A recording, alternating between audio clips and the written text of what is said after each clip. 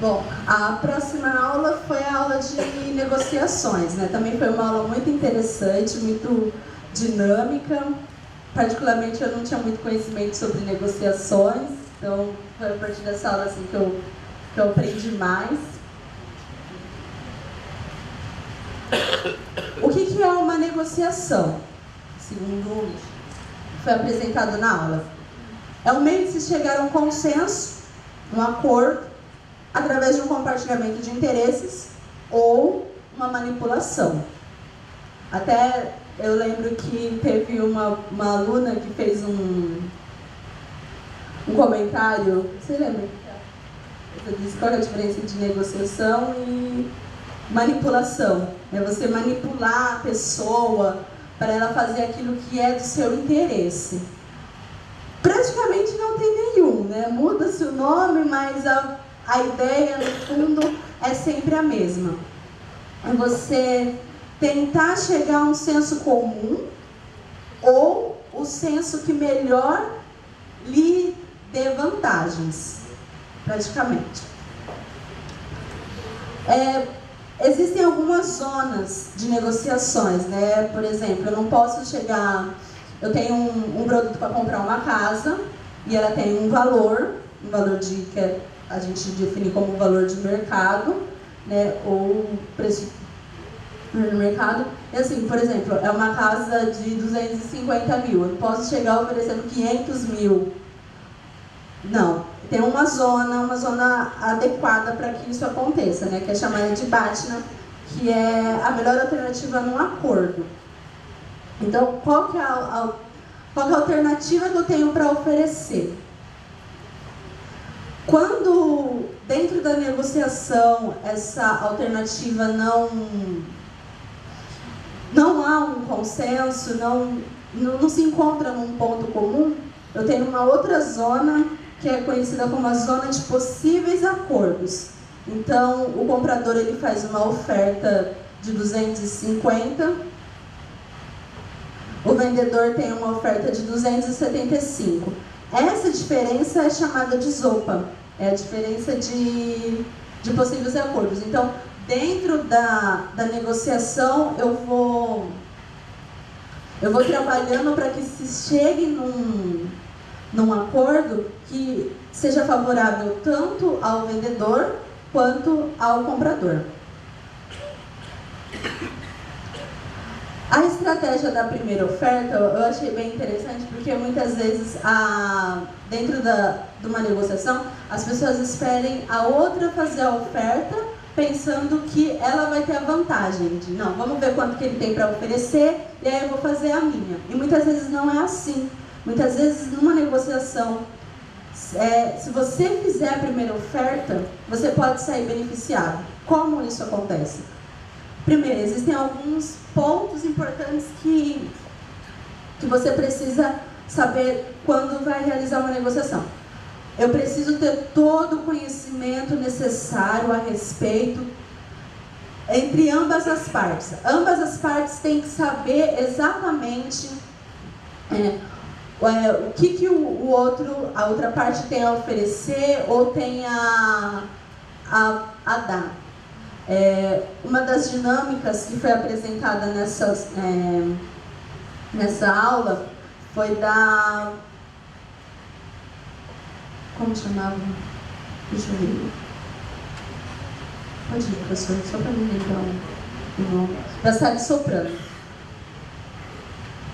A negociação da Salles-Soprano mostrou, basicamente apresentou isso. Em sala, nós recebíamos 2 papéis, o papel representava o comprador ou o vendedor, com informações referentes à parte contrária. Então a gente fazia um estudo, sabia o quanto que, por exemplo, da Salles-Soprano, o quanto que ela cobrava pelos concertos, qual que era a margem de preço dela, mais ou menos, quanto que ela poderia aceitar, se ela oferecesse um valor pelo serviço, eu já saberia se esse serviço estava muito acima do preço de mercado, se o que estavam me oferecendo para estar soprano estava muito abaixo do preço de mercado. Então, é mais ou menos nesse sentido, essas informações que são necessárias saber. Eu tendo essas informações, eu posso fazer a primeira oferta. Fazendo a primeira oferta, com as informações eu não tenho risco de ter que esperar a parte contrária oferecer para depois eu falar a minha proposta achando que eu vou sair em vantagem.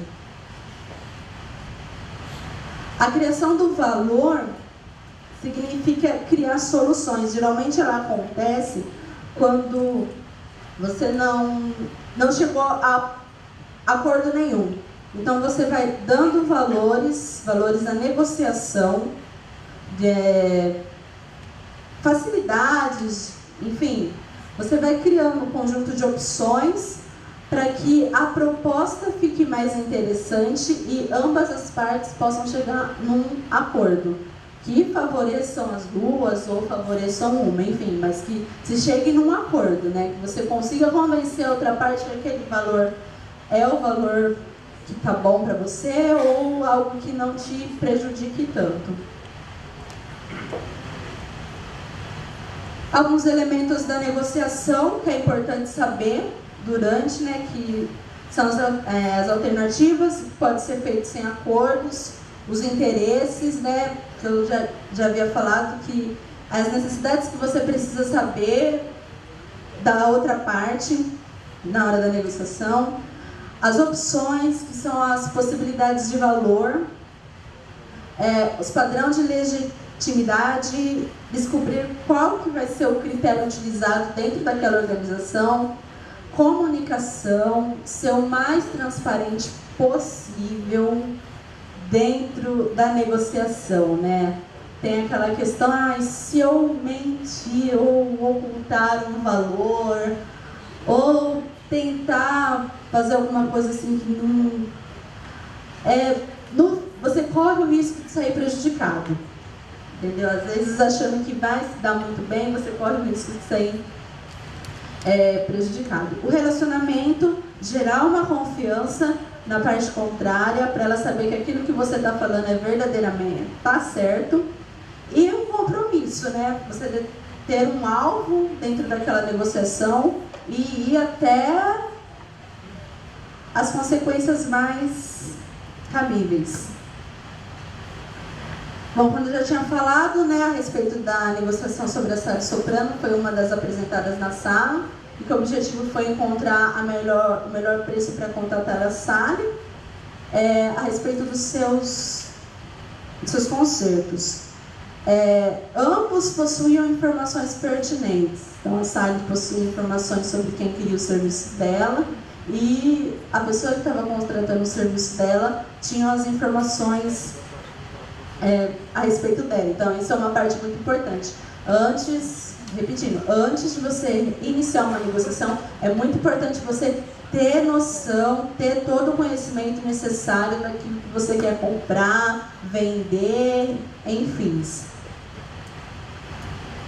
E uma das lições aprendidas, né, como eu disse, que é você ter as informações para ser crucial no seu sucesso na negociação.